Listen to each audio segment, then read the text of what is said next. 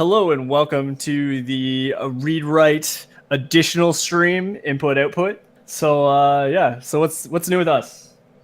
Oh man, we both have so much shit going on right now. Like I'm writing all sorts of stuff, but you also have that going on as well. We're both commissioning artists. We're commissioning artists. We're Yeah. working on a ton of stuff. I'm working on proposals for a comic book to an artist. We both got short stories out in magazine submissions. What's Yeah, going we're on? pretty busy. We're doing the podcast. I gotta start Podcast is reading the going book. great. And I don't want to say too much about the current book because I know you haven't read too much about it yet, and obviously I want to save it to the actual podcast. But man, I love this book.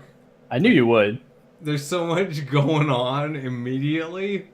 It's already. I can tell it's gonna be a lot different than the other books, but it's not the same as those little short stories because it's like a continuous story, and there's this kind of gradation that you have to go up.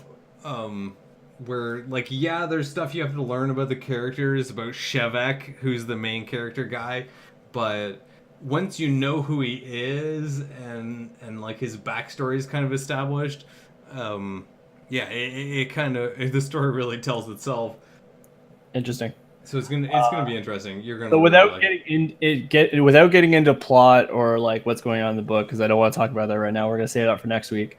But how are we going to discuss the book? Like this is different than we did for the first two episodes. It's gonna be substantially different from the way that the Last Wish worked, because the Last Wish, like there was a mandatory component of discussing the plot because the plot mattered, because the plot was a part of what it was. You know, like you can't talk about like those myths without discussing the specific plot elements. You know, you can't just cast wishes at a dude and have him not react the way in the last wish that like Dandelion just started wishing at this genie. Yeah, you didn't quite get there. You need to read. It's a really good.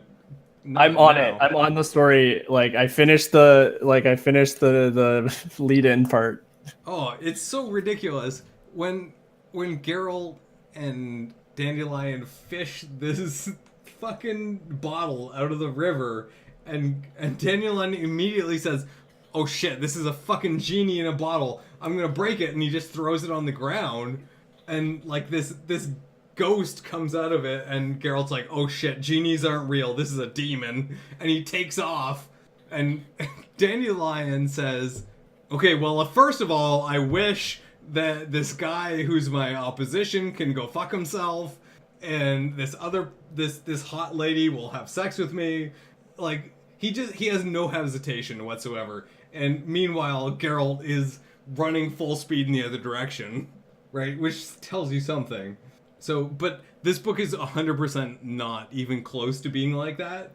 It very much presumes you understand what the political repercussions are of the assumptions that it makes in the first in the first chapter, and it does a really good job. And then the second chapter is kind of a flashback that builds up a lot of what we're going to be talking about. And I can't get into it any more than that. Yeah. No, don't get into it.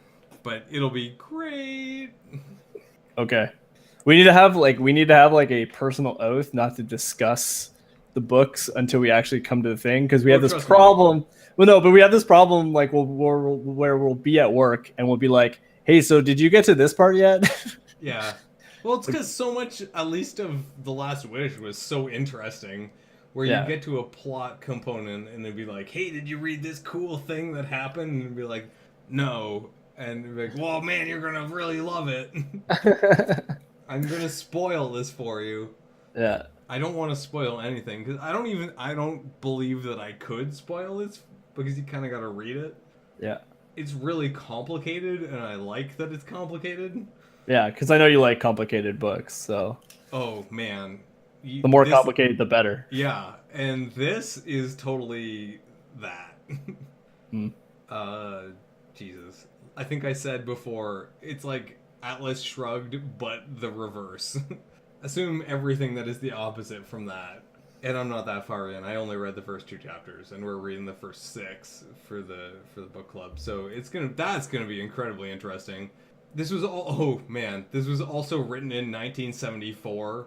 So remember that the tech is pretty 1974. Like, Okay. there are no electric calculators, for example. Well, sometimes that's a good part of what sometimes that makes a good sci-fi book. For Absolutely. example, And my recommendation for anyone who's listening would be, to read this, but also to read the book that came out 11 years before this, which is called Stranger in a Strange Land by Robert Heinlein. This reminds me of Stranger in a Strange Land in a really profound way. Thematically, it's very similar. well, if you think about it, Ursula. Oh, I don't want to get into it that much, but Ursula K. Le Guin probably would have been growing up when the Heinlein books came out. Probably. It's definitely a formative bit of what these books are, or what this book is. So yeah, just if you want to get it, go read Stranger in a Strange Land. That's gonna help you a lot, I think. Yeah, should read that at some point.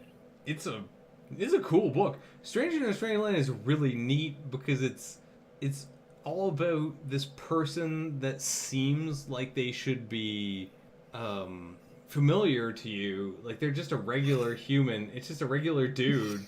But then when he gets taken back to Earth, he's never actually spoken to humans. He was raised entirely by the Martians, who have a completely different sense of, like, what is material and what is temporal, as in how time works to them. So he doesn't really react well to normal human society, and even to the ideas of possession and time to a certain extent, because that's just not how he's been raised to think. So shit gets real weird when he's forced to confront normal human society, and there's a lot of conflict that grows from that in an interesting way. And I think that would inform this book, The Dispossessed, a lot. It's very different. It's not the same thing at all. But the idea of not having presuppositions into how you believe things are meant to work really helps. Yeah. I mean, I heard all of that. I didn't process all of that, but I heard all of that. There's stuff going on. But no, I get you. Like, I know how much you love Heinlein in general. Heinlein's really good. He went crazy, unfortunately, in the latter part of his life, but welcome to being a writer, bro. Yeah, exactly. I mean, at the time, who didn't? Hemingway. Yeah, Hemingway. Yeah, Rod Serling. Rod Serling went out of his mind, unfortunately. Heinlein went crazy. Hunter Thompson slightly later went totally crazy. Was there a time when Hunter Thompson was not crazy? Hunter Thompson didn't. Okay, I don't know how to define it. No, you're right. He was pretty much nutso to start with. God, there was someone else. Yeah, no, they all pretty much cracked at a certain point. Yeah, trying to think. Well, Alan Moore. Again, Hunter Thompson level of. Yeah, you're right. Was he ever really sane? Probably not. Probably not. I do really like his early work, though. I know a lot of people don't know it, but I really do like it. Like what? For example? The Ballad of Halo Jones, Deer and Quinch, like the stuff he did for 2000 AD, which was kind of like how his career started. That stuff was really solid. 2000 AD is great. Yeah. 2000 AD, the magazine, is amazing. Yeah, and I don't think I said this, but I rewatched Dredd, the movie, today, or last night and today. I watched part of it last night and watched part of it today. Wait, you said Dredd? I thought you meant The Raid. Not The Raid. I don't know what the fuck that is. Oh, okay, we're going to have a conversation. Continue. No, I watched Dredd. Yeah, no, I follow. There was the remake, or sort of the remake of Judge Dredd. Yeah. That was the movie Sylvester Stallone. He never really made that his own thing, but this was the Carl Urban version, right? Where he never took his helmet off. Oh, it was so good. It was amazing. He never took his hat off, and all you got was this incredible scowl. Just this mouth and chin acting hard as hell. To be fair, I actually think that the Sylvester Stallone movie lost a lot of credibility because he did take off the helmet. Yeah, he wasn't really Dredd.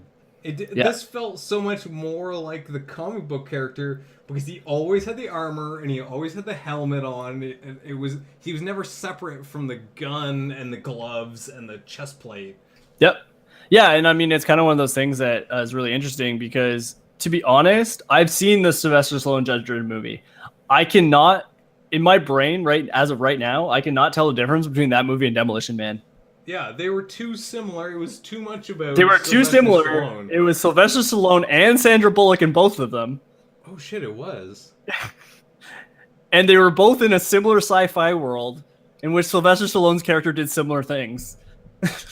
That's kind of fucked up, actually. Right? To be honest, I don't even care about the Judge Dredd movie. Demolition Man is the one I really remember. Well, it's just because you don't know how to use the 3 shells. I guess. I think it's because there was that weird virtual sex scene that was the awkwardest funny thing ever, and Wesley Snipes. So well, Wesley Snipes is a fine actor. We all know that. Yeah. Actually, you know what? That was a great moment in Dredd where the psychic partner... Oh, she was so cool. Oh, yeah. Well, she had that moment with the perp that they had, like, handcuffed for 90% of the movie. Where he's like, oh, well, I'll just imagine having sex with you. And she's like, oh, yeah, you want to do that? Cool. That's going to be not great for you. Yeah, you're right. I'm going to imagine skinning you alive, idiot! And then she does, and he pisses his pants. Yeah. Yeah, no, you're right. I liked her character a lot. Because she was kind of the rookie character, but she didn't feel like a rookie character for most of the movie. Well, she was explicitly the rookie character. Yeah, exactly. The whole thing is her audition. Yeah, but like she isn't like need to be saved or like no, like she kind of holds her own. Like, you know, she finds it tough, but like she holds her own. She's a judge. Yeah, right? Like so she's judges are badass. Yeah, she's been through 99% of the training. She just hasn't been through the practicum. And so this, when she goes into the Peachtree, the nightmare scenario, oh god, what do you call those things? Those mega structures. Then she has to kind of apply all of the things blocks. The blocks. It's, oh god, there's a real word for that. Whatever, I'll figure it out. But she goes in and Dredd keeps asking her at intervals throughout the movie, like, okay, what do you think we should do here? Like, I know what I'm gonna do, but, you know, this is your test. What do you do? Like, okay, you know, like, we just killed 50 guys. What's your sentence? But she gives good answers, and she keeps convincing herself that she's gonna fail. And of course, by the end, he says, like, no, pass. Like, she did good. We all survived. I was gonna say we didn't die in this crazy mega block that got shut down and had hundreds of guys with armed mercenaries out to kill us. So you pass. Yeah, but you know what? That wasn't really how I felt, because I don't think just anyone would have passed, even had they survived. Because Dredd has... You know what? I could buy that because Dredd is so ridiculous. Right, exactly. He is way over the top. To be fair, if you read like some of the old Judge Dredd comics, like I haven't read a ton of them, but I've read a few, and Dredd is an exception amongst an already exceptional group. He's the Primarch of the Space Marines sort of thing. Yeah. Oh, he's amazing in that. Even in that, when he calls in for support, you know, they've just blasted the shit out of level of this hab block with like 20 miniguns, and there's nothing supporting it, and there should be no reason that it doesn't collapse because they've blown up all the walls and all the struts and all the things, and he blows a hole in the wall, And so he's just outside in this weird skate park that's just like 20 feet outside the concrete walls. And so he radios to the other Dredds, and he's just like, well, okay, Dredd's under fire, or Judge is under fire. Please send help. And that's basically all he says. And he's spent an hour kicking ass and taking names, and he doesn't remember anyone's name. No, he doesn't. He doesn't care. He has a computer for that. Oh, and that beautiful gun. Yeah. The design for that gun was amazing. They shot that movie in Toronto, eh? Was it really? Yeah, they shot almost all of it in Toronto. So the weirdest part, and I think my biggest problem with that movie, is it looks too much like it's in LA. It's too bright, it's too sunny, it's too highway. Like, it doesn't look New York enough. So the interesting thing to note about the Judge Dredd universe and the mega cities and all that is that it's supposed to be really hot. Because basically the Earth's cooking itself is kind of the gist. I thought that it was...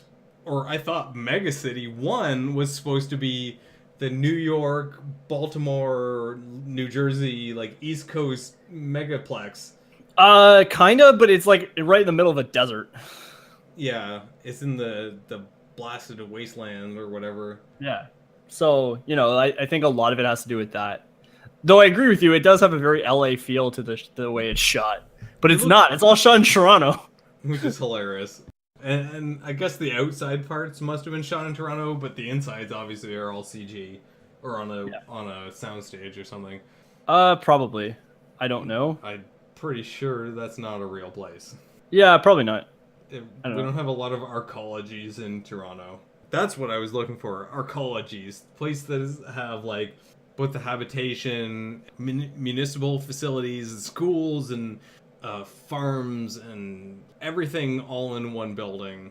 Like, you never go outside. You just live inside this structure your entire life. Yeah, the megacities like almost have shopping centers inside them. Yeah, exactly. It's all... Or sorry, not the blocks. Like, some of them have like stores on the bottom, so you don't even have to leave your building.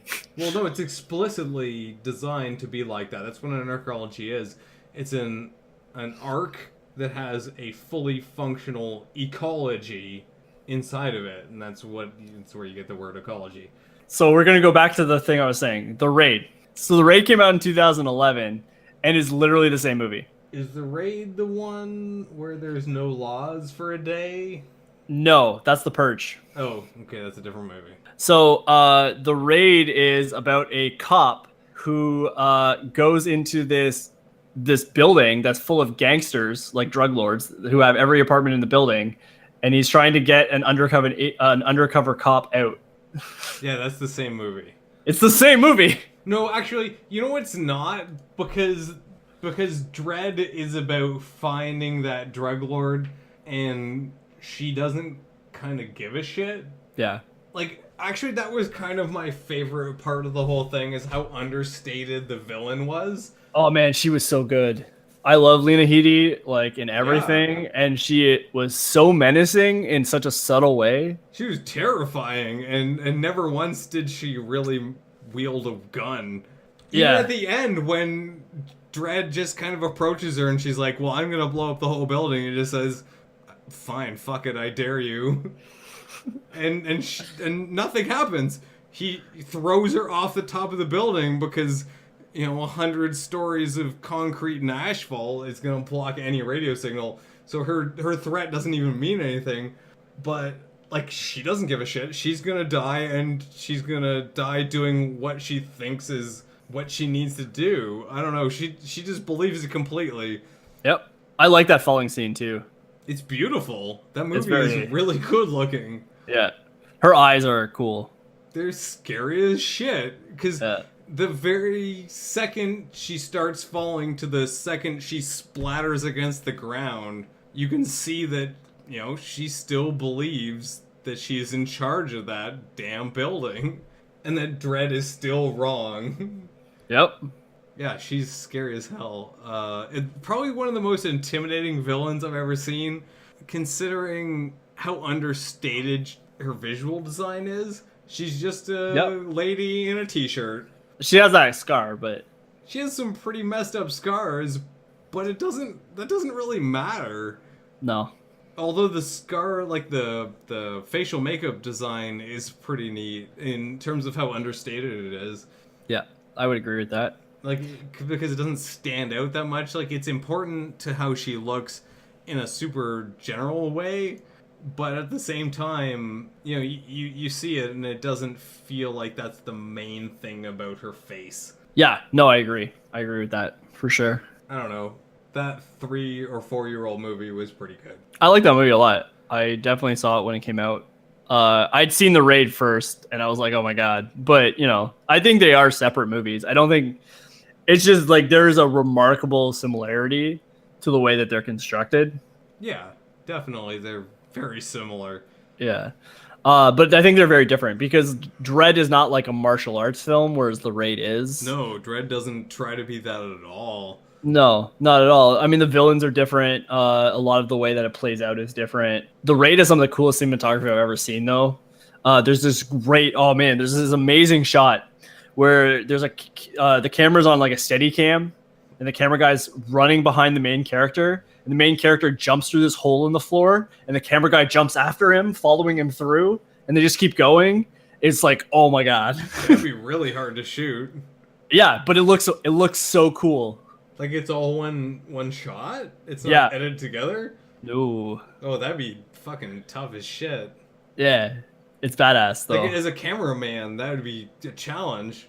Yeah, totally. I heard it was a guy with a Steadicam. It might have actually been a camera on like wires or something. Oh, that would be a little bit disappointing, because it'd be great if there really was a guy with a camera on his shoulders with Pizza Hardware, and just, like, he jumped through a fucking hole. Yeah, right? Like, when he was literally, like, it was like two guys who, first guy jumps through the hole, second guy jumps through the hole, and he's got the camera. Yeah. I'll see if I can find it for you. Because it's just, I think you should see it, because it's cool. Again, no, that can't be on wires. It has to be. Yeah, so many of these shots, just like in that movie, just like in Dredd, it felt like a lot of it had to be a guy with a camera. Like, it felt like there was another person in that scene whose perspective you were looking through, you know, and, like, that was the cameraman. I don't know, using the camera as a character is its own thing, and I don't think that was really what they were going for in Dredd, but... no, but the Raid is much more of, like, an art style film in that way. Yeah, I don't know. That's a pretty interesting... like, perspective element. I don't know. I like looking at perspective that way. Oh yeah, and it was by Gareth Evans. Gareth Evans? Yeah. The classic Gareth Evans. Well, mostly what he's done is the Raid 2, the Raid 3. But he did do that really ridiculous movie VHS. What the fuck is VHS? It's like a horror movie about a VHS tape. Oh man, VHS, those are some scary tapes. Standard video. VHS is a little scary. Oh man, standard def. Holy shit. I hate standard def. Standard def is scary as hell. Imagine you're watching a tape. It's in standard def. Oh my god! That's the whole movie. Don't joke with me. Yeah, that's the joke. You watch a thing in standard def, you're scared now. I mean, that's actually kind of the joke of Silent Hill 7, if you've ever seen any of the footage of that. There's a big chunk of that where you're watching VHS tapes, and it starts as you kind of... Well, it depends whether you're watching the demo or you're watching some of the parts of the main game. But basically you start... You collect a VHS tape, and you put it into a VCR, and you watch the TV... And then you kind of zoom into the TV, and then you're in the video where it's a character recording themselves with some kind of video recorder. So like it feels like they're holding a tape recorder out, pointing at their own face, and they'll be talking to it, and then they'll be like, "Oh my God, something's happening," and the camera will kind of turn back, and it'll be a POV kind of thing, and then suddenly you're playing it. So you like get to switch perspectives. It's really fun. It's real weird and cool. The bit that I saw recorded probably is not properly definitive, because it was definitely some streamer's wife who just screamed real loud because she was super scared about the video and just started shooting at a wall for a whole bunch. Yeah, so that was a super train wreck. Bad news to both Slow Beef and Shitty Cat. Too bad for you. You may be not the world's best streamers. But it was still really good, and if I had a PS4, I'd probably play it, but I don't own one of those, so I probably never will. Yeah. I don't know. Have you seen anything that has an interesting or unique kind of use of perspective in that kind of sense? Because I definitely felt like that really used the camera and the player in a way that I didn't expect, or it's certainly something that console games don't normally use. I started playing Abduction the other day, and it is remarkably satisfying to be in a that kind of Myst style world where things are actually happening like your eyes. Were you playing it in VR? I was playing it in VR. Nice. The intro is super cool because you're in this, and this is not revealing anything, so I'll just tell you about it. You're in this like national park. There's some picnic tables and campfires down on this beach by a lake.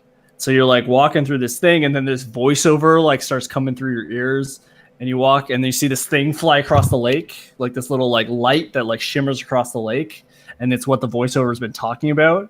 And as you keep going, they tell more and more memories of things that happened, and eventually they describe it as then the light comes and gets you.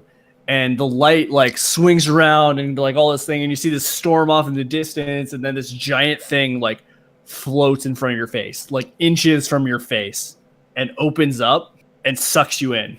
It turns into a portal? It opens up and it flashes a bright white, so you're temporarily blinded. Oh. And you wake up in a new place. Nice. Which is the world that you're kind of exploring, the Myst style, right? But it's kind of cool because I honestly did not play much past that. I literally walked to the next place from there. But there's these cool little message boxes where you hit the button and a little holographic guy pops up. But it feels very much like that vintage Myst style where you have kind of this floating guy who's talking to you. Hologram boy, yeah, exactly. Yeah, including when the next one that you get to. Again, this is the super earliest in the game. It's literally 10, 15 minutes into the game. And hers is all broken. There's almost a secret message inside it. Oh, that's cool. Yeah, almost like there was two spliced together. That's totally a Myst thing. They Yeah. did that. Oh, totally. Just didn't have the tech to do that, not even fucking close, because they were running a goddamn slideshow at the time. Right, it was 1991, and they were doing the damn best they could, but they desperately wanted to have that kind of two stories in one, because there were actually two kind of three stories being told at the same time that you were getting kind of interlaced. Yeah. Through the different stories in the different ages, and I'm gonna go ahead and say I was a huge Myst nerd because I totally read the books. I actually own one of the books. I think I own one or two of them. The books I don't are think I've amazing. read them. The backstory that they have in the Well, they're by someone super legit. Yeah, I want to say Kevin Anderson wrote some of them. Was it Kevin Anderson? He's not great of a book writer, but it's okay. He wrote some of the Star Wars stuff, which wasn't bad. He wrote a shitload of Star Wars stuff, and he wrote a ton of Star Trek stuff. He writes a lot of licensed material, and he's not a garbage writer. It just depends on who he's collaborating with. Certainly, when he wrote the Dune stuff, I kind of wish that he had died in a fire, because Frank Herbert's son unfortunately appeared to hate his father and not want those books to be good. Whatever. That's a whole different thing that I don't really want to get into. It was David Wingrove. Oh, okay. I don't know who the hell that is, but I guess it's pretty good because those books and games were all really good. Well, apparently he co-authored them with the Miller brothers. They wrote the games? Rand and Robert Miller, yeah, they basically are the entirety of the first Myst game. with like a couple of guys who helped out. They started Cyan Worlds in their mother's basement, like after moving there back after college. Robin Miller wrote all the music for Myst. So Robin Miller played the second brother, the one who was really violent. Yeah, I see exactly what you're saying because I'm looking at the cast for the original Myst. Yeah, and then Rand Miller played Atros and the other guy. Yeah, the two brothers. Oh, that's really weird. Yeah, Rand played the brother and the father, and then Robin Miller played the other brother. The brother from another mother. Well, no, because they're from the same mother. The same mother. Sure. Sure, whatever you say. Oh, man, I did not realize... Okay, according to Wikipedia, Myst was the best-selling PC game until The Sims. Yep, I knew that. That's really messed up. I mean, it was a really good game. It's also because The Sims basically broke an entire generation. Yeah, I mean, it was like 10 or 20 times whatever the next best game was. Yeah. Also, this came out in 1993, so it was real early. So nothing else really was meant to compare with it. Kind of a different era. Yeah, totally. And I mean, it was created on basically the original version of PowerPoint that was Mac only at the time. It used QuickTime videos. It was like the first game to use QuickTime videos in it. That's crazy as shit. Because QuickTime was basically like brand new. In fact, QuickTime sort of saved the game because they wouldn't have been able to do it without it, and it came out like halfway through the development cycle. I must have been... I mean, I was 2 years old. I must have been 8 to 10 years old when I first encountered this game, because it was my grandfather who was playing it originally. I went to his house and he's like, "Holy shit, have you played this crazy ass game?" Yeah. And I was like, "No, I don't have a real computer. I have like an Apple II." And he had an iMac, which was super fancy at the time in '96, right? And man, that's so crazy. That's so weird. Yeah. Yeah, and this was a 3DO game. I had a 3DO. 3DO was a piece of trash. At one point, Disney had approached Cyan Worlds about constructing a theme park inspired by Myst. That doesn't surprise me. This thing was hugely successful. It would have been neat at the time, but now it would have seemed stupid. Yeah. Well, yeah. I guess the problem with that game was it was so obscure. So many of the puzzles required you to, like, have perfect pitch. Oh, you don't know that this is a B, like... versus a G note. Oh, actually, that one was really easy for me. Yeah, I couldn't do that at all. I was a complete stumpage. Like, I just counted semitones. I couldn't do it. I cannot do that by ear. I'm physically. I didn't need to do it by ear. I literally did it by math. I went to the keyboard and I counted how many semitones I needed from the first note, and then I just did it. Oh man, okay, well, turns out some people can do the music bits, but that was the hardest part of that game for me was that stupid maze. Because I was trying to construct the pattern in my head and I couldn't figure it out. You have to write it down. Yeah, well no, it's like when you figure out that it's telling you which direction to go. No, that game was not easy. But like when you go back and play it, you realize that they actually gave you a lot of good hints about how to do it. A ton of hints. It's just you got to realize it. Yeah, exactly. You just have to know the hints are hints, and if you don't, then it's basically impossible. Like you know that the first like 3 or 4 rooms, they only give you one way out because they're teaching you how the system works. Oh yeah, I would totally go back and play that. But I don't have infinite time to learn totally obscure and painful puzzles. Yeah, so it literally says here on Wikipedia, the release of QuickTime halfway through development of the game solved their video issue. Yeah, no, that game wouldn't have worked without QuickTime. No. It was entirely dependent. They had 66 minutes of videos. That's actually huge for 93. Well, the whole problem was that the CD-ROM was too slow. Right, yeah, they couldn't load it. That was fucking 25 years ago. Yeah. No more. Well, not quite, but yeah. As close as doesn't matter. Yeah. Well, just because I wasn't born in 93 and I'm 25, so. It's 2017. Yeah. That game came out in 2003. 1993. 1993. I said that the first time. You're right. Yeah, so it's like 23 years old. Yeah, exactly. Or 24, I guess. That shit's crazy. Yeah. Like, it's Yeah. so profoundly obsolete now. Yeah. Everything that they tried to do. And yet, it's still a super fucking good game. Well, I mean, I played it this year for the first time. Right. No, it's still and good. and it's solid.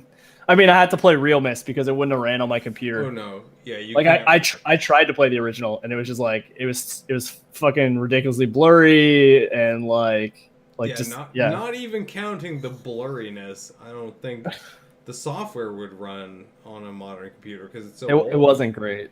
It wasn't great. So I played Real Myst. Yeah, Real Myst is fine, and it fixes 99% of the problems with it. Yeah. Although it introduces its own problems because it's a continuous environment, is my understanding. Whereas you can turn it into free roam mode and walk around. Yeah, where the first one, or the real game, was fixed perspective because it was framed. Well, it had to be, yeah. The nice thing about the free roam mode, though, is you can walk around using WASD, which is really nice. Yeah, no, that's neat. It changes the game completely, but... Well, it's just one of those things that, like, rather than having to go, like... There's a couple of spots, especially around the beginning, where you have to go, like, 6 inches at a time, and it's really annoying. No, that's true.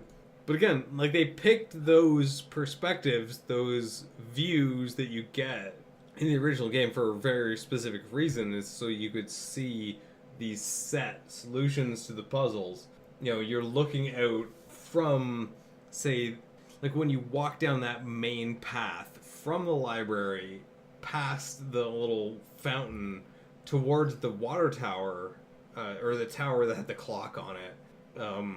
So you had to look at that from a certain perspective so you'd get why it was at a certain time. And then you could change that and it would change where the water was relative to it. I'm pretty sure it was the thing. Yeah. I haven't played that game in like fucking 10 years, so bear with me if I don't remember exactly how it works. But I'm pretty sure that's how that bit worked. You change the hands on the clock, and it would allow you to get across the walkway into the tower. Yeah, I'm trying to remember what that puzzle was. Right, you know what I'm saying though. Like you walk down that path through the woods. Yeah.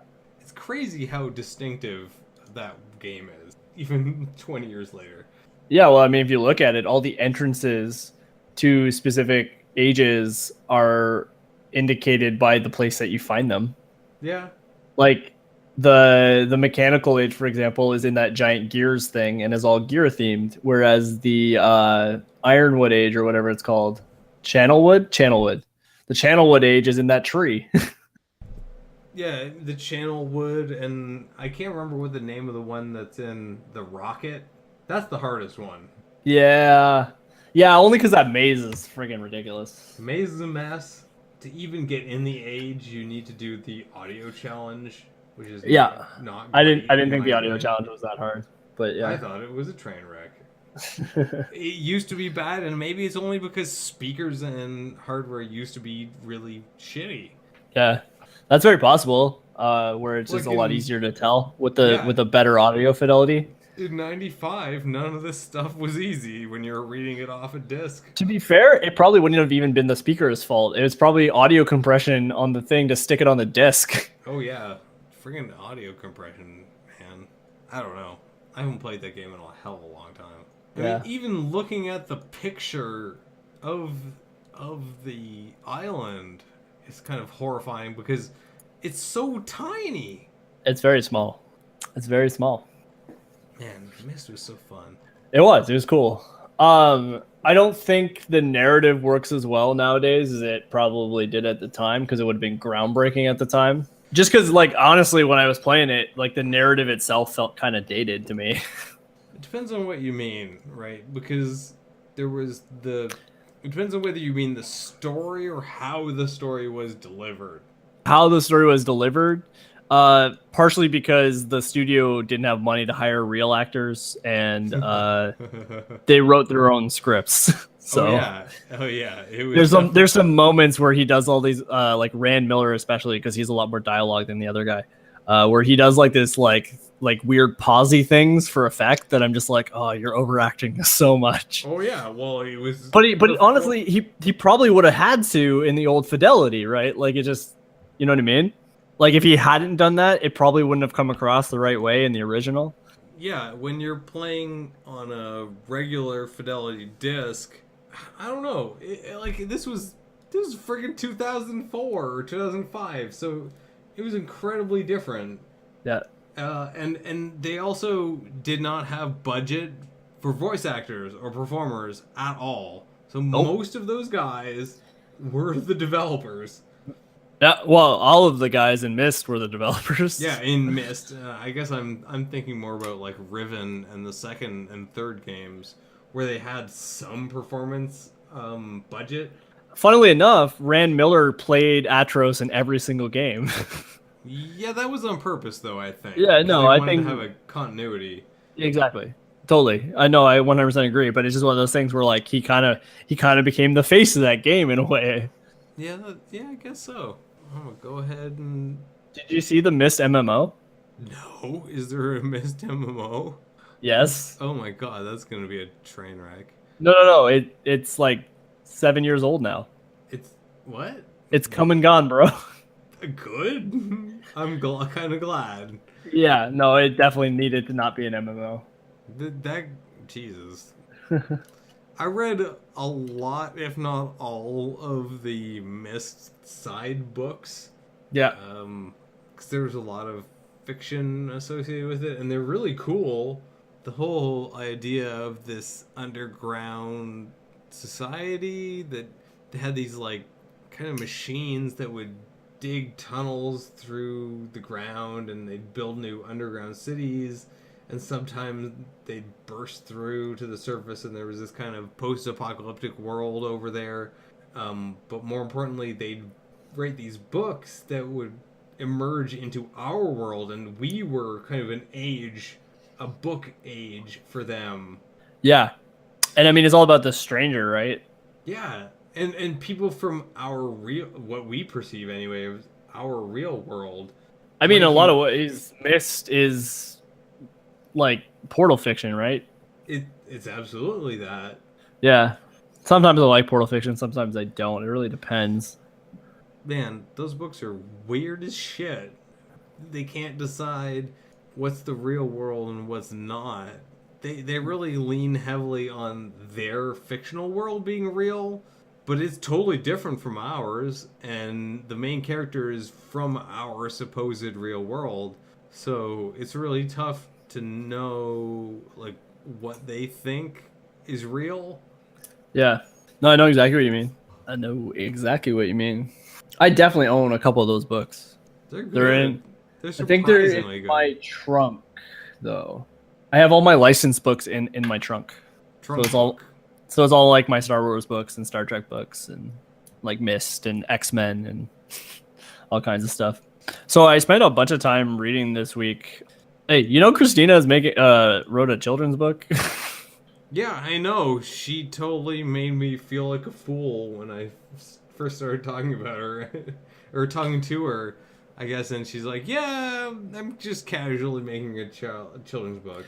Yeah, but I was talking to her about it the other day, and I was doing research, and I was reading a lot about, like vanity publishing and like that kind of thing. That was my feeling too. Like, a little bit of vanity publishing. A little bit. Not hers isn't kind of real. Hers isn't, but vanity publishing is a real thing, and it's really frustrating because a lot of the people in that kind of thing are like legitimate writers who want to actually self-publish and don't know how. Oh, that's really tough. Yeah, no, it is. Well, yeah. Amazon publishing, like, how do you know where to draw a line and all that kind of stuff? No, totally. But like, it's also things like graphic design and all that. Like, if you don't know graphic designers, then how are you going to hire a graphic designer, Sam? Exactly. I don't know. Like, I know graphic designers. I could easily get one. Just Like, that's not even a problem. Just scream into the void, and someone will eventually. I'd ask Erica to do it. Either of the Ericas. I don't know if you know both Ericas. You just email Chuck Tingle. He clearly got the connections. Actually, wouldn't be totally. I wouldn't object to that because he clearly got some idea. I have to. Okay, I did buy one of his books. I have it on the Kindle app. I have not read it yet. Look, like it's garbage. It's gotta be, but I'm going to read it anyway. Exactly. But like, and also on top of whether or not it's good prose, like somebody graphic designed that. Right? Yeah, no, it's like actually that's a good point. He has real art. There's real art there. Nobody, it like didn't he had just to commission fucking that. Magically design itself. He definitely had to commission that because like it's not even something you like. If he photoshopped it, he's like a Photoshop god. Right. So he's either real good both at nightmare prose or whatever you want to call what he does, and I guess Photoshop. I think you would describe his work as creepypasta. It's, I don't know. He's indefinable. That's true. He's some kind of prose wizard. But you're right. He must have hired a graphic designer. But yeah, he's definitely got a graphic designer of some kind, or at least he's blackmailed someone, or like he's got some kind of. Oh, I'm sure he pays them because like he makes tons of money. He makes an ass load of money. He makes a ridiculous amount of money. That poor goddamn son of a bitch makes a shitload of cash. You only call him a son of a bitch because you're jealous. No, I am so jealous. I am profoundly and unapologetically jealous that this guy gets to write that beautiful crap that he writes. Oh man, like give me that 2-score money. Where's that coming from? Yeah. No, I'm so jealous. He does a good job, and you know what? All power to that guy for putting words in order that people want to pay for. That's fine by me. I have no problem with that. Yeah. But fuck, someone is making those beautiful pictures for him too. Those attack helicopter / human pictures. He ain't just making those himself. The dinosaur billionaire one almost gets me because it's like. There's no way that it was photoshopped. It's like legitimately a drawn dinosaur in a suit. It's complicated. There's a lot of image work going on. There's a dinosaur billionaire. There's an attack helicopter. There's like velociraptors. There's at least one living jet. Yeah, there's a lot of stuff. I hate to admit it, but I'm supremely jealous. Chuck Tingle, you don't understand how much jealous I am of you.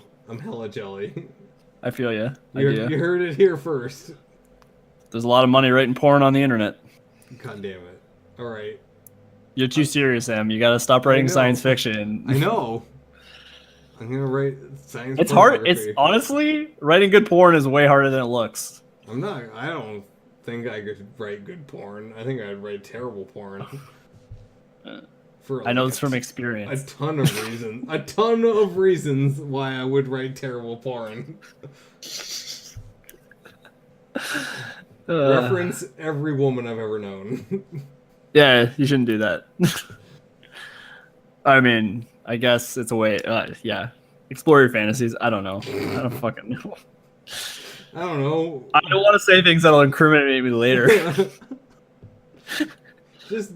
I don't know. Because I could say some things, but I don't want to incriminate myself later. Some dick stories, do it.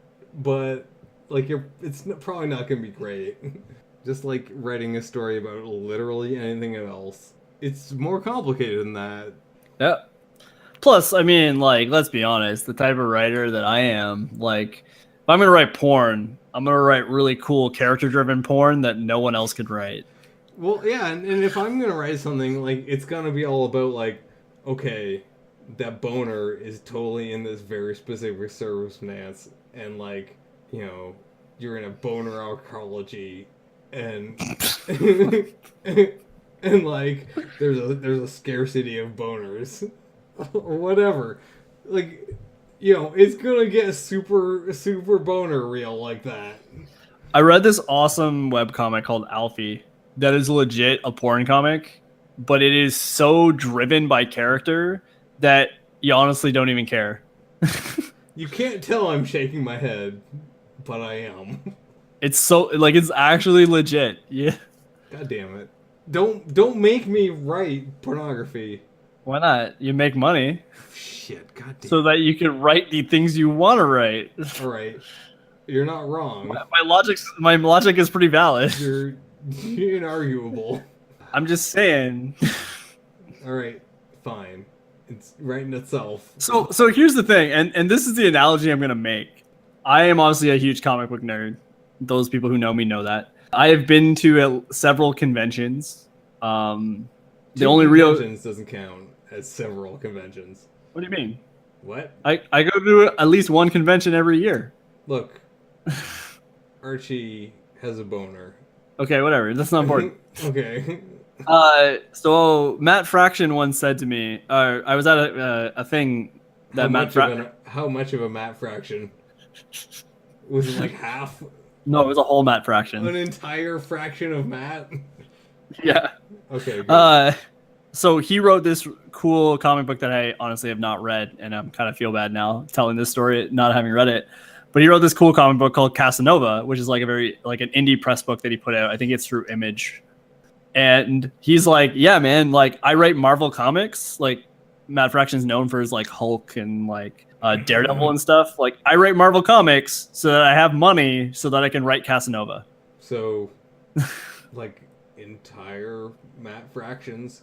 His name is Matt Fraction, okay? like whole fractions of Matt that were just boner comics. Well, Casanova's not a boner comic, but you get my point. Is that like he's like boner?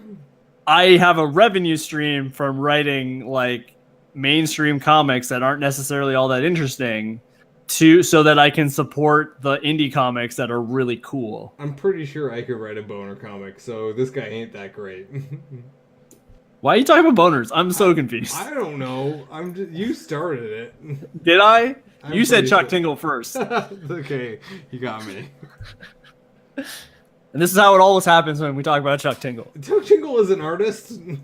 Like, I'm not sure he's an artist. Let's be honest, Sam. Ever since I found that Chuck Tingle book, we have talked about him at least once every 2 weeks. Yeah, well, because I'm supremely jealous. And because he's got to be a genius. Like, there's... Also, yes. There's like no way. There's no way. I've genuinely never seen anything quite like that. No. I mean, I don't know. I don't want to quote any of the story titles, but like, damn, he is so good. He's so good. I'm we literally never read a single book by him, but we think he's this crazy man-child genius. He can't not be. Well, you're right. There's no scenario in which I will accept he is anything less than a genius. Right? It just doesn't make any sense otherwise. Because all we've read by him are the literal titles and covers of his books. No. I have read some plot synopses. I didn't even read those. I have read probably 2 whole plot synopses. Also, oh yeah, so this is the real facts, the real truth of Chuck Tingle. Oh no, the real truth of Chuck Tingle is in the background. That shocked me. Terrifying. So the real truth of Chuck Tingle is that some game designers are making games based on Chuck Tingle novels. Yeah, you should take it off and walk away. Chuck Tingle, an artist, a pornographer, and the most beautiful man alive. Everyone should know this. Actually, the Chuck Tingle game, it's being made by Zoe Quinn. Everyone knows her of Gamergate fame. Gamergate is a disgrace to everything associated with itself. So yeah, Zoe Quinn, super good. She should. All right, I'm back. Yeah, no, don't worry. We just kept on going. I figured you would. I know how to do a thing. Okay, so finish telling me the story about the games, because like... So I was talking about Zoe Quinn and how she's in fact a super good game designer and not anything related to Gamergate, because Gamergate is a horrible disgrace unto itself. I don't know if she's a good game designer. She's fine. I don't even give a shit. Like, whether she's good or bad is kind of apropos of nothing.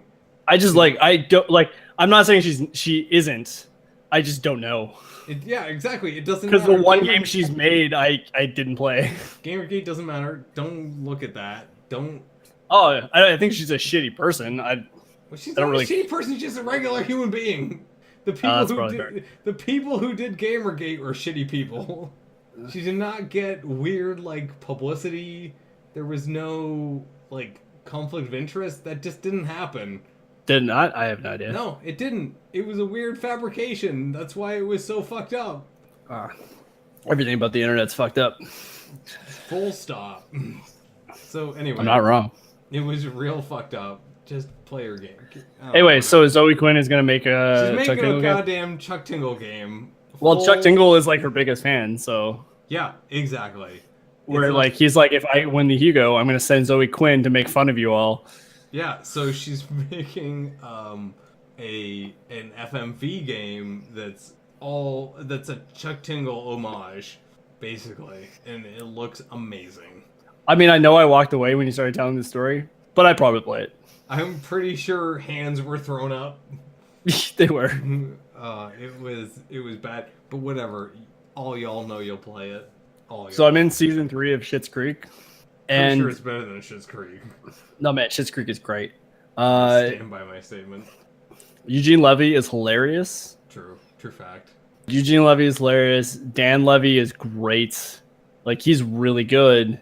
He's like way better than I thought it would be. Well, because all I know of him, like, other than this, like, all I know of him is he was a host for Much Music for a long time. Like, he was a video DJ. Like, what do they call him? A VJ? Yeah. Like a video jockey? So was Alicia Cuthbert. Was she? Yep. I didn't know that. Yeah, you ever watch Popular Mechanics for Kids, man?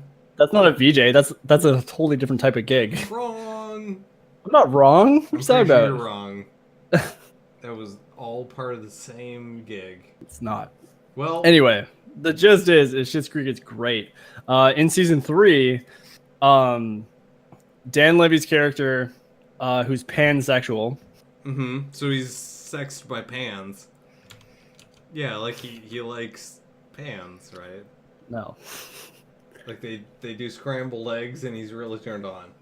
No. He hates eggs. Alright, not weird. Scrambled eggs are delicious. Try to have a legitimate conversation here. I'm not. I understand that. Alright. So he's a pansexual character and he's dating this guy who's also dating his best friend at the same time. That seems complicated. It is. It's very complicated. And I just, like, it's one of those things, though, that, like, I just love the treatment of it because they take it seriously. It's not really a joke. Yeah, actually, that would be pretty hard to deal with. Yeah, like, it's just, like, it real. They treat his sexuality super legit. It's great. Because, I mean, Dan Levy himself is openly gay and has been for many years. I mean, like, that's interesting, but kind of doesn't inform the character necessarily. No, I was just saying that, like, I like their treatment of it, but I think that their treatment of it is because Dan Levy is gay, and he's one of the main writers on the show, along with his father. Like, that's kind of the thing. So... Yeah, I mean, like, I kind of think, regardless of who that character was, given that Eugene Levy's the main, or one of the main writers, that would happen regardless. Just yeah, probably. That seems like his style, where it kind of doesn't matter who it is. Things happen just because. That's very true. But the other thing that's really cool is that the characters have real arcs that, like, it's like a half-hour comedy, right? That grows like a drama. Right. Well, it's meant to be. Like, the characters are not static. 30 minutes at a time. Yeah, the characters are not static by any means. And that's great. It feels so good. I don't know. I haven't watched it. It certainly has been recommended, but I don't know. I just haven't had the opportunity. You should. It's on CBC. You can just watch it on their website. CBC? Yeah, it's a CBC production. That's true. That makes it kind of... It feels kind of unfair to watch it just on a regular website. Like I'm not stealing it at all. It doesn't seem natural. Yeah. Like I watched, what do you call it? The Expanse, the Expanse show, sci-fi production, so it's like American and whatever. Earlier today, and yeah, no, deal with it, sci-fi. I stole that straight up. Too bad for you. Well, their copyright law doesn't apply to us Canadians anyway. Yeah, well, you shouldn't make a show that sucks anyway. I thought you loved The Expanse. I love it. You shouldn't try to jam 4 books into one half a season. Yeah. Bad news, The Expanse. Praxiti Mung was a cool character when he had an entire book. You can't just cram him into a quarter or a third of a season. It doesn't work, and doesn't really make any sense. So, bad news. I don't know, whatever. It was cool. They're not doing a great job with this season. I don't know. I'm highly conflicted. It seems great, and then every second episode is terrible, and then the next one is amazing. Like, the one I watched today seemed actually pretty good. Yeah, that's weird, because you kind of want to keep watching because there are good moments, but you get dragged down all the time when there aren't. It's too much. They're just jamming too much together all at once. This guy was a character who more or less filled most of the 3rd book with his own kind of experience, and it just seems kind of crazy to compress him all into characters who are trying to close out stuff from the 1st book, plus characters who are evoking stuff from the 2nd book, and like it's too much compression. I don't know. It ain't good. It didn't. I don't like it. Is I guess what I'm trying to say. It's great. What they're doing is the best possible way they could do it, but it's just not good enough. But you can't do it the same way as if you're reading the books. It's so different. Man, I don't know. It feels bad to shit on what they're doing because it's really great, but it's not the same. It's very profoundly different. I don't know. I guess I would just encourage everyone who likes that show to go and, at the very minimum, listen to the audiobooks on Audible, or go and like read the books, just the regular old ebooks. Because they're not super long, and they're not super complicated, and they're really good. So, I don't know. If you like that show, you should read the books. Yeah. I find it funny that as the resident comic book nerd, you're the guy who always like, it isn't like the books, or it isn't like with the original, and I'm not that guy, even though popular fiction would depict me as that guy and not you. Well, I think like novels are we gonna have this conversation again? Yeah, we're gonna have the conversation again, and it's because I think novels are the most different because they involve a lot of internal dialogue, and so you get to hear what people are thinking a lot, and so there's commonly a lot of description, whereas when you translate that to a show or a movie, you get shown a lot of things, and being able to see a thing is not the same as being told a thing. And I know I've said this before, but movies are very much this thing, as in the thing you're being shown, whereas books are very much this kind of thing. So the one difference I would like to note is the idea of like, it's not even about thoughts in the character's head, it's how the character perceives his own actions. Right. Like how he self-describes the way he opens a door or enters a room is very reflective of him as a character. Right, but I guess my point is more I'm debating specificity, where like when you're watching something and you're visually absorbing it, those are the specific events that happened. Whereas if you're reading something, you're being kind of described in a at least vaguely descriptive way about how things happened, and so it's kind of a class of potential events because everyone's going to imagine that a little bit different, right? So a book is about that kind of event, whereas a show or TV or movie production is about that event. So let me ask a question then. What about audiobooks? audiobooks lean way more towards the visual production design, in my opinion. But they still retain, because obviously they're just the spoken word of the written thing, they still retain a degree of generality. Even things like graphic audio? That's different. It totally depends on the way the production is produced. Because I think graphic audio are very faithful adaptations, but they are still adaptations. Yeah, well, sure. I don't know. I guess I can't own all kinds. I can and I will. I will own all kinds of audio production. You should like, because I don't think you have, unless I'm very mistaken. Like, I know I've shown you like trailers and stuff of graphic audio stuff, but have you actually sat down and listened to an entire? Not to one of those ones that you're talking about. You should. I'm sure there's a book on there that you would like. I'm sure there is. I just have not found it yet. Oh man, Molten Ink, my friend Molten Ink, an Ottawa animator / streamer. He's illustrating a game called Fantasy Football, which is the sequel to Fantasy Baseball and the precursor to Fantasy Hockey. I can see your eyes glazing over. So Molt is illustrating this game, and he's like, hey guys, you know what's really cool is I was listening to this book about this alien football league, and I was like, oh my god, Alien Football League, GFL, let's go. And man, because I love the GFL, I loved how everything about that. And like, we had this moment where like he listened to the regular audiobook, which is narrated by Scott Sigler. So I went in and I was like, hey Molt, there's this version as well. And he's like, oh my god, there's a graphic audio version of this. I'm saving this for later. It's like, yeah. But he recommended The Rider, which I just found here, a GFL novella. Armored little people riding armored dinosaurs in a full contact blood sport. Welcome to Dinolition, the biggest show in the galaxy. Dinolition. Star Rider Poughkeepsie Pete and his T-Rex mount Old Bess are fixtures of a league struggling to reach profitability and gain intergalactic recognition, to be thought of something other than a circus freak sideshow. Apparently it's great though, because he wrote like a bunch of GFL novellas, which is kind of the thing. I don't know, man. That sounds good. Yeah, I've heard it's great. So all I'm saying is that I'm sure graphic audio makes a book that you would like. And it doesn't have to be those ones.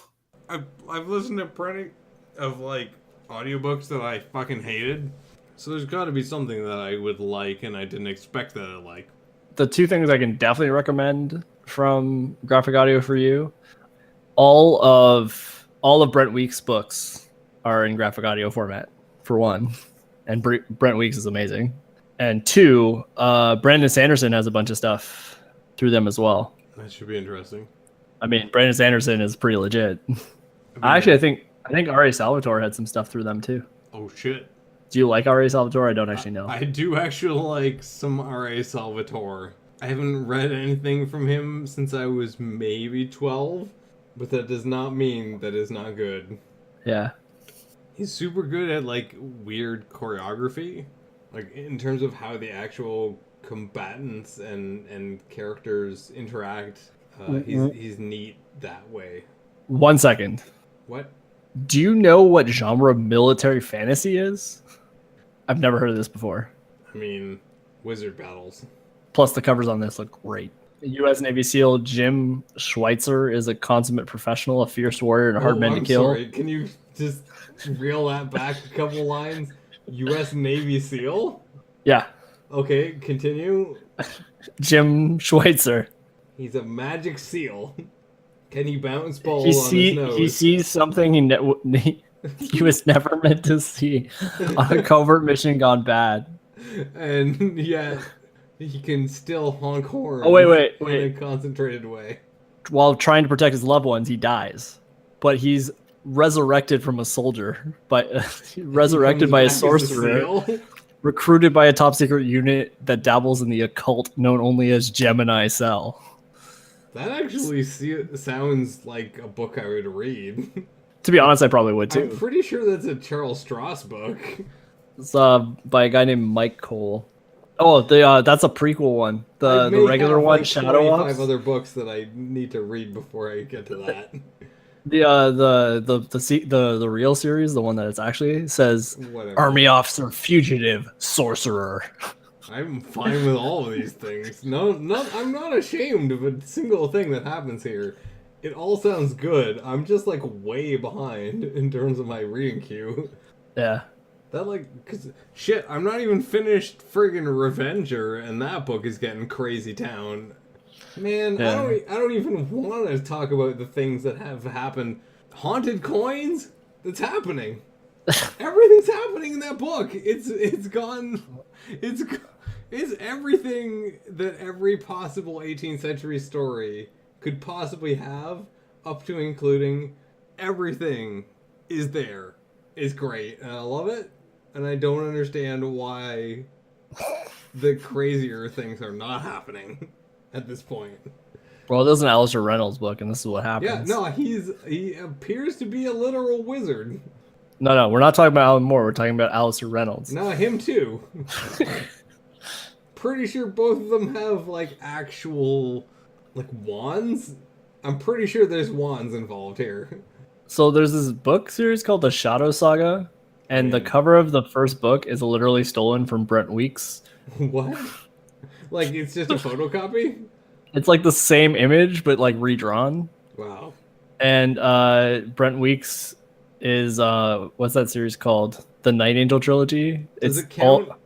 All of the names are Shadow something. Does it count if the cover is very similar, except it makes you feel like you're gonna throw up in a different way? I've definitely seen covers that made me feel nauseous in a separate and distinct way. Hey, Kevin J. Anderson has some stuff on here. Exactly. That's what I mean. So does Kevin Smith. Yep, same person. Kevin, you know what? I read a shit ton of Kevin J. Anderson before I was 16 and had no idea that he was in fact not great. And it turns out he's actually pretty fucking good. A ton of his stuff is good, a ton of it is not great. But that's kind of a thing that you like. I mean, let's be honest. He works in licensed series that he probably doesn't get a ton of control over. Oh, and you know what? I'm thinking of Michael J. Anderson, not Kevin Anderson. Totally different person. Yeah, those aren't the same person. No, they're totally different.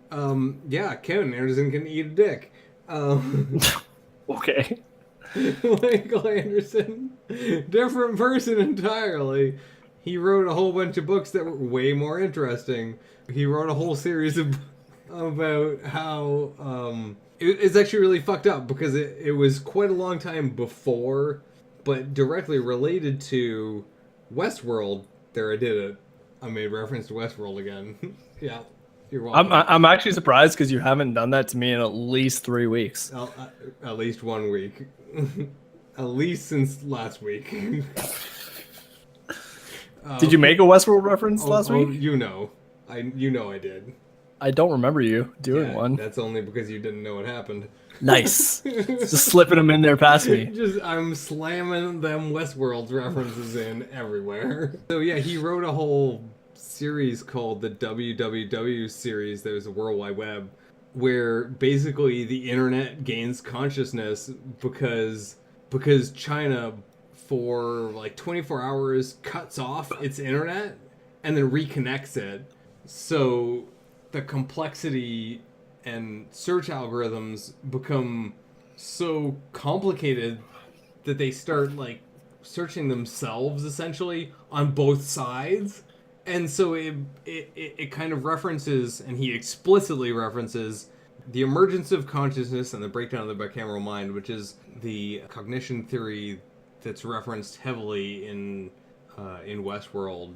And what's interesting in Westworld is they explicitly say, like, it doesn't work like that in human minds, but if you intentionally designed the human mind to work like that, where it actually intentionally had this secondary voice that spoke to itself, in as much as what Kevin Anderson is doing, where you have this second bit of the internet that gets cut off and then reattached, and then has to speak back and reconnect to itself, you get this emergence of consciousness because it is the story that we tell ourselves, which is the theme of Westworld. It becomes really interesting. It's complicated in its consciousness, and you just kind of gotta experience it, which is kind of, I guess, a joke in and of itself of what it is, because you can't experience what it is without experiencing it. Right. You make me feel dumb. But only in the sense that you read much more complex books than I do. Oh, I cannot fucking believe this is the only time in my entire life that I've ever been like, oh yeah, a show is totally reading this like elaborate fucking Nietzscheist book. Like nothing does that. Nobody ever is talking about consciousness in an actual TV show. And Andromeda did that. Andromeda's a piece of garbage. Yeah. I said it. So, they still did it. Yeah, I don't know. They had an entire race called the Nietzscheans, which were based off Nietzsche's ideals. So, Jesus, were they really? Yeah, you didn't know that? No, I never watched that show. They were all about genetic perfection and the Ubermen. Okay, well, that's a little different. Anyway, the point, I don't know, you should watch the show because you would probably take a lot away from it, and it's really neat. Yeah, I would. It's the only I like show, Robot. It's the only show that I can genuinely say is probably like 3 shows in one, because you're going to experience one show the first time you watch it. You're going to experience the second show the second time you watch it. Even the exact same material, if you watch the same episodes the second time, it's going to be a totally different experience. And then you're going to experience probably a kind of third show the third time you watch it, because you'll understand the things you know from the first time and the second time. So I don't understand. That's a lot of times to watch one show. Yeah, no, that's kind of bullshit. And it makes no sense that it's that dense, but it genuinely, this is a show that has its cake and eats it too. Legitimately, there's a lot of layers. Watch it all the way through, watch it a second time through, watch it a third time through. There's at least that many stories to be gained from it. And I will never say that about any other show. There's nothing else that works that way. I have. I'm trying to remember what show I was talking about, though. I dare you to watch this and then, like, say that, honestly. I 100% have. There's been a couple shows that I've watched that I really think you can watch multiple times and get a lot out of them. Oh, there's plenty that are, like, you can watch a second time and you get a new thing out of them. But, like, never have I watched something where the second time through, it's a separate show. Like, everything that everyone says means a totally different thing. I definitely watch movies like that. Well, I was talking about this the other day, but I get that experience when I read Brent Week's books, the Night Angel trilogy. We're rereading those books. I see all the pieces that he laid out from the beginning. Maybe it's like that. I don't know. And let's be honest, I've read the book 3 times, like the 3 books 3 times. I've read the graphic novel version of the first book, and I've read the audio, and I've listened to the audiobook version of all of them. So like, I'm in depth. I'm in deep, man. I fucking love Brent Weeks. I gotta finish listening to the audiobook of the Lightbringer trilogy. You know what you should finish? The Lightbringer saga. No, the book we're reading right now. Oh, that too. You rat bastard. And by finish, you mean start, right? You should probably fucking start it. Unlike the last book we read, where you didn't. I should finish that too. Yeah, you should probably finish that. I just hate having my light on, man. It sucks. A whole new world. He takes a magic carpet and he gets a bunch of wishes. Read it. I have to read it. You are obligated to read it. Also, read the goddamn new book because it's really good, and you can't just read it and think that it's real great. You're gonna have to think about it a little bit, unless you're really well informed on political psychology and socioeconomics. Weird. I made a mistake forcing you to pick this book. I fucking love this book. This is exactly my jam. You have no idea. This is like, damn it. You're prepare to get owned, basically. Actually, Lucas will probably have a lot of opinions on this. I hope so, because otherwise I'm going to be the only person who has like real deep cuts on this shit. Okay, let's be honest. I'm a bright kid. I'll have something interesting to say. Oh, I'm not saying you're dumb, but this shit is like, this is everything I have grown to know. This is my life. I'm saying I have to read it first before I can make any substantial statements about what I can and can't get out of it. I wish I had written this book. That's the greatest compliment a writer can give. Yeah. So in real life, during the Franco-Prussian War, there were these guys who escaped Paris in a hot air balloon, and then like shit went crazy in Paris, and they decided they were just gonna have an anarchist revolution, and like there would be no money and stuff. That's basically this book, except for the hot air balloon. And like as soon as I started reading, it's like, oh shit, when do they take the hot air balloon? Yeah, it was great. I wanted that balloon. Yeah, so it's real good, I guess, is the summary. I have to make like a timeline this week where I'm gonna read the next 4 paragraph or the next 4 chapters, I guess, because we're reading up to the end of chapter 6. So I got 4 more, and I mean, I managed to read in about an hour the first 2 chapters. So yeah, I gotta kind of like plot that out in a time when I got the time. Will this be like me trying to read Foundation? I don't think Foundation is that messed up. It gets pretty abstract. I know, but when you're 12... Oh, that would make no sense when you're 12. Look, the mule's a complicated idea. Yeah. Wait, did you read the first book? Yeah. Or the later ones? Because the mule comes in Empire and Foundation, which is the second one.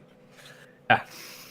Well, you know, that's one of those books that was probably, that's like one of those books that I read too young or tried to read too young and never finished, along with War and Peace and Darwin's The Theory of Evolution.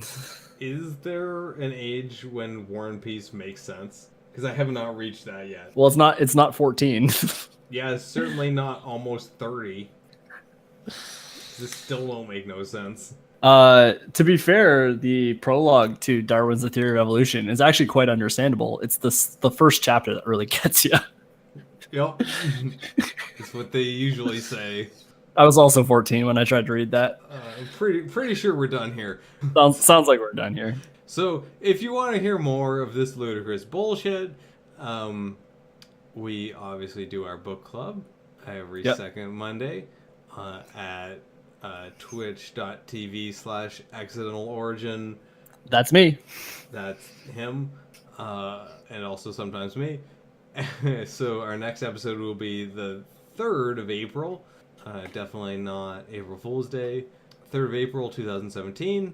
If you want to watch the recorded episodes, it's read/write book club on YouTube. That's the end. I'm stopping. The recording ends here.